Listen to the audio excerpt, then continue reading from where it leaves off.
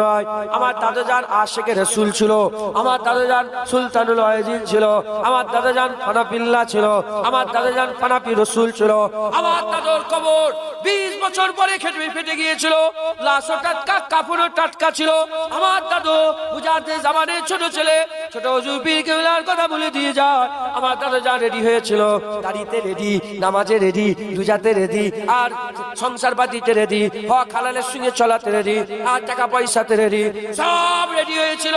এমনকি দাদাজান বলেছিলেন, বাবা একটা ঘর ছিল, সেটা আমার ছোট ছেলেকে দিয়ে দিলাম, আমার কাছে আর মসজিদ ছাড়া নিজের ঘর বলেও কিছু নেই, সব দিয়ে দিয়েছি।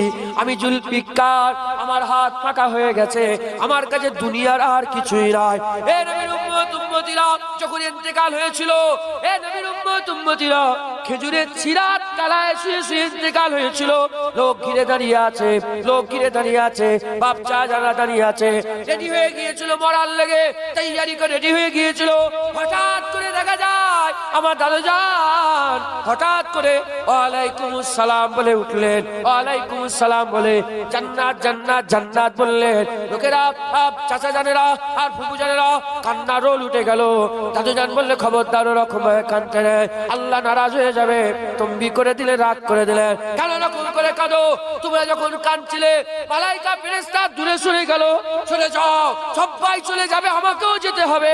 আমার আল্লাহ পাক আমাকে